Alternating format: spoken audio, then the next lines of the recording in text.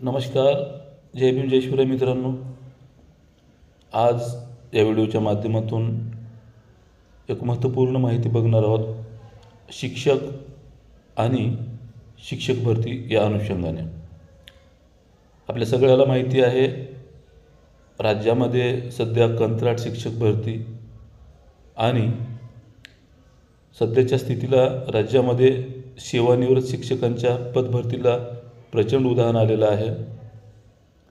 त्या अनुषंगाने आपल्या डोक्यामध्ये अनेक विकल्पना येत आहेत. त्याचाच एक भाग आणि ते जे धोरण आखलं जातं आहे शिक्षण मंत्र्यांकडून, ते खूप मोठ्या प्रमाणामध्ये चुकीचं आहे. तो संताप आपण व्यक्त करताना दिसत आहे मला पण. मात्र त्या संदर्भामध्ये बोलताना किंवा कार्यवाही करताना मात्र शून्य असतो आम्ही. कारण या गोष्टीचा उलगडा मी 15 मार्च 2024ला जेव्हा नवीन संच मान्यता धोरण आले, तेव्हा माझं टेलिग्राम चॅनल दुसरं होतं जे आता बंद पडलं आहे. त्याच्या स्क्रीनशॉटसुद्धा मी नवीन टेलिग्राम चॅनलवर टाकले. तेव्हा मी सतत 3 ते 4 दिवस आपल्याला वारंवार विनंती केली की हे जे 15 मार्च शासन निर्णय आहे नवीन संच मान्यता धोरणाचं, याच्यामध्ये अनेक जटिल त्याच्यामध्ये निकष लावलेले आहेत. येणाऱ्या काळामध्ये शिक्षक भरतीच्या अनुषंगाने प्रचंड मोठा त्याच्यावर परिणाम होईल. शिक्षक मोठ्या प्रमाणात अतिरिक्त होतील आणि जो शिक्षक भरतीची तयारी करतोय त्या तयारी करणाऱ्या उमेदवाराला पुढील काळामध्ये शिक्षक भरतीला पदं निर्माण होणार नाहीत आणि शिक्षक अतिरिक्त होतील. तर ते कशा आशयाचे होते तर ते तुम्हाला सांगतो मित्रांनो. 15 मार्चचा जो काही निर्णय होता नवीन संच मान्यता धोरण, त्याच्यामध्ये बऱ्याच काही संघटनांनी शिक्षकांच्या आणि काही शिक्षक आमदारांनी सुद्धा अधिवेशनामध्ये पावसाळी तारांकित प्रश्न म्हणून उपस्थित केले प्रश्न.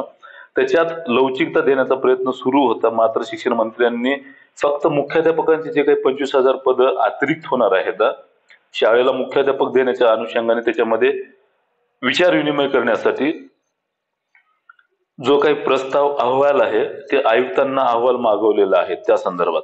मात्र त्याच्यातली दुसरी काही जटिल निकष होते ते म्हणजे 0 ते 20 पटसंख्या शाळा असलेल्या शाळेवर एक शिक्षक असणार आहे. दुसरा जो शिक्षक आहे गरज भासली तर सेवानिवृत्त शिक्षक किंवा कंत्राट शिक्षक त्या ठिकाणी नेमण्यात येईल असं त्याच्यामध्ये स्पष्ट सांगलेलं आहे. आता 1 ते 20 पटसंख्या असलेल्या शाळा राज्यामध्ये 16,000 आहेत. त्याच्यामध्ये 16,000 पेक्षा अधिक असल्यामुळं त्याच्यामध्ये किमान 20 ते 25,000 पेक्षा अधिक शिक्षक त्यावर कार्यरत आहेत. आणि तो जर निर्णय लागू केला तर अशा शाळा कमी पटसंख्येच्या शाळेवरचे शिक्षक अतिरिक्त होतील. त्यांचं समायोजन हे दुसऱ्या जिल्हा परिषदेच्या शाळेवर केल्या जाईल. दुसऱ्या शाळेवर समायोजन केल्यामुळं तिथल्या जागा ज्या आहेत शिक्षकांच्या भावी शिक्षकांना मिळणार नाहीत. मग मला सांगा, एका बाजूला सेवानिवृत्त, एका बाजूला कंत्राट पदभरती होत असताना आणि असे शिक्षकांचं समायोजन होत असताना शिक्षकांना पदसंख्या तरी कुठं उपस्थित होणार आहे. त्याचाच एक भाग म्हणून सोलापूर जिल्हा परिषदनं एक परिपत्रक काढलंय, ते तुम्हाला दाखवतो. अशाचं परिपत्रक आहे मित्र. हे बघा तुम्ही.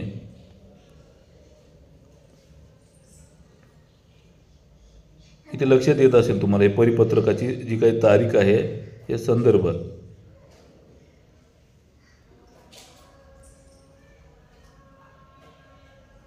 हे पहा संदर्भ.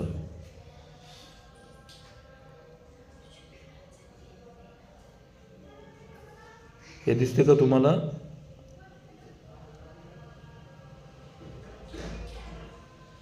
प्राथमिक जिल्हा परिषद प्रति गट विकास अधिकारी सर्व म्हणजे जिल्हा परिषदले गट विकास अधिकारी आणि गट शिक्षण अधिकारी सर्व पंचायत समिती अंतर्गत सगळे झडपीचे. या ठिकाणी हे बघा,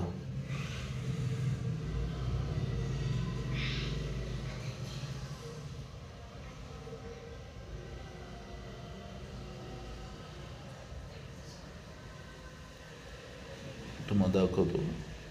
महाराष्ट्र शासन संदर्भ विषय 10 पेक्षा कमी पटसंख्या असलेल्या शाळेतील शिक्षकाविषयी कार्यवाहीबाबत. आणि याच्यामध्ये हे बघू शकता तुम्ही,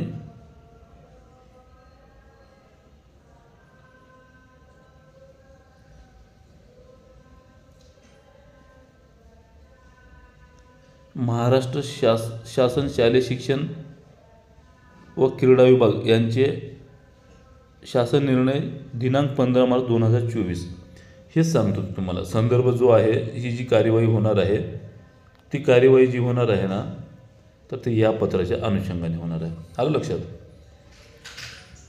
उपरोक्त विषयान्वये सूचित करण्यात येते की आपल्या तालुक्यातील ज्या शाळांमध्ये विद्यार्थी पटसंख्या 10 पेक्षा कमी असून सदर शाळेतील 2 शिक्षक कार्यरत असल्यास त्यातील सेवा ज्येष्ठ शिक्षकास ज्या शाळेत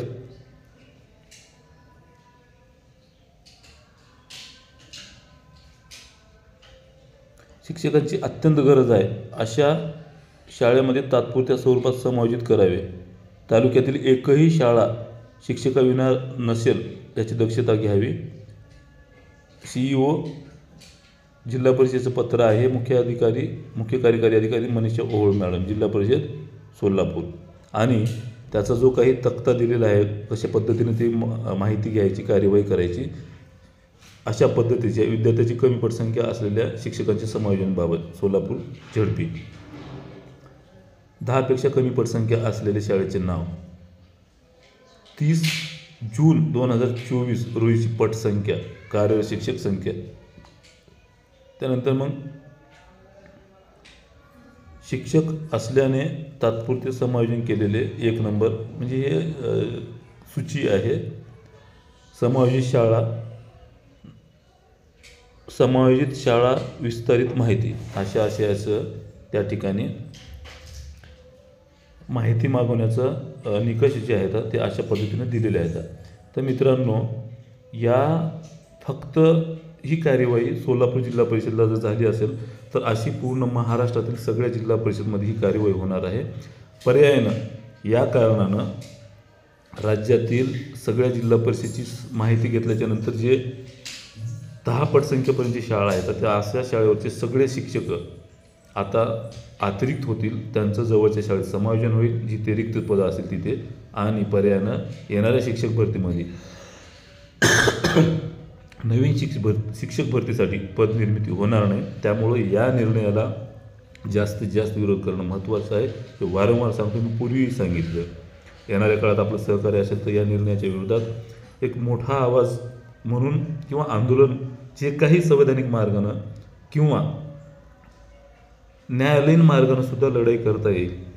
का तर नवीन शैक्षणिक धोरणामध्ये असे कंत्राट शिक्षक किंवा हे RTI ॲक्टच्या विरोधात आहे. विद्यार्थ्यांना तिथल्या तिथे शिक्षक आणि शाळा मिळली पाहिजे. शाळा बंद जरी होत नसेल तरी त्यांना शिक्षक मिळवण्याचा अधिकार आहे. त्यामुळे याच्या विरोधात मोठा आवाज उठवायचा आहे. आपलं पाठिंबा असेल तर नक्की त्या संदर्भामध्ये आपण कार्यवाही करूया. धन्यवाद मित्रांनो. तुर्तास इथंच थांबतो. यावर थोडं गांभीर्यानं आपण विचार करावा. नुसतं ग्रुपवर चर्चा केल्यानं किंवा शिक्षण मंत्र्यांनी हे चुकीचं घेतलं, आम्ही घरी बसावं का, गुणवत्ताधारक सेवानिवृत्त शिक्षक शाळेवर चालेल, कंत्राट शिक्षक परमनंट केल्या जाते, तर हे असं बोलणं होत नाही.